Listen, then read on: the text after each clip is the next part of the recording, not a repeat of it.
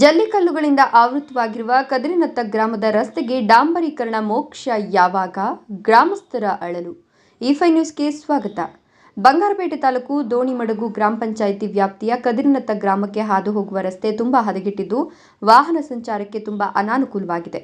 ತೊಪ್ಪನಹಳ್ಳಿಯಿಂದ ಮುಂದೆ ಸಾಗಿ ಕಾಳಮ್ಮನಗುಡಿ ದೇವಾಲಯದ ಬಳಿ ಬಲಕ್ಕೆ ತಿರುವು ಪಡೆದು ಕದಿರಿನತ್ತ ಗ್ರಾಮಕ್ಕೆ ಹಾದು ಹೋಗುವ 2 ಕಿಲೋಮೀಟರ್ ರಸ್ತೆ ಮಾರ್ಗವಂತೂ ಹೇಳತಿರದು.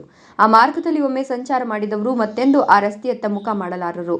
ಕಾರಣ ಡಾಂಬರೀಕರಣ ಕಿತ್ತು ಹೋಗಿ ಜಲ್ಲಿಕಲ್ಲುಗಳು ಹಣಬೆಗಳಂತೆ ಎದ್ದು ರಸ್ತೆಯನ್ನು ಆವರಿಸಿವೆ. ಇದರಿಂದ ಸಾರ್ವಜನಿಕರು ವಾಹನ ಸವಾರರು ತುಂಬಾ ಸಮಸ್ಯೆ ಎದುರಿಸುವಂತಾಗಿದೆ. ಕದಿರಿನತ್ತ ಬಂಗಾರಪೇಟೆ ತಾಲೂಕಿನ ಕಡೆ ಗ್ರಾಮ.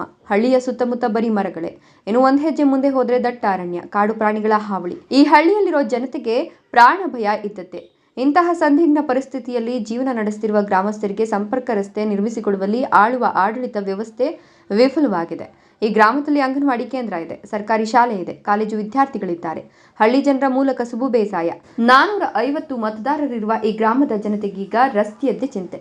ನಮ್ಮ ರಸ್ತೆಗೆ ಯಾವಾಗ ಡಾಂಬರೀಕರಣ ಆಗುತ್ತೋ, ನಾವು ಯಾವಾಗ ಸರಾಗವಾಗಿ ಸಂಚಾರ ಮಾಡ್ತೀವೋ ಎಂಬ ಪೇಚಿಗೆ ಸಿಲುಕಿ ನಲುಗುವಂತಹ ದುಸ್ಥಿತಿ ಎದುರಾಗಿದೆ. ಶಾಸಕ ಎಸ್ ಎನ್ ನಾರಾಯಣಸ್ವಾಮಿ ಅವರು ಕ್ಷೇತ್ರದ ಎಲ್ಲ ರಸ್ತೆಗಳನ್ನು ಅಭಿವೃದ್ಧಿ ಮಾಡಿದ್ದಾರೆ. ದೋಣಿಮಡುಗು ಭಾಗದ ಪೋಲೇನಹಳ್ಳಿ, ಕುಂದರಸನಹಳ್ಳಿ, ಸಾಕರಸನಹಳ್ಳಿ, ಬತ್ತಲಹಳ್ಳಿ, ದೋಣಿಮಡುಗು ಗ್ರಾಮಗಳ ರಸ್ತೆಗಳು ಸುರಕ್ಷಿತವಾಗಿವೆ. ಅದೇ ರೀತಿ ನಮ್ಮ ಕದಿರಿನತ್ತ ಗ್ರಾಮದ ರಸ್ತೆಯನ್ನು ಅಭಿವೃದ್ಧಿಪಡಿಸಲಿ ಎಂಬುದು ಗ್ರಾಮಸ್ಥರ ಬೇಡಿಕೆ ಜೊತೆಗೆ ಮನವಿಯೂ ಆಗಿದೆ. Tumatakere Shivaraju M, E5 news, Bangarpet.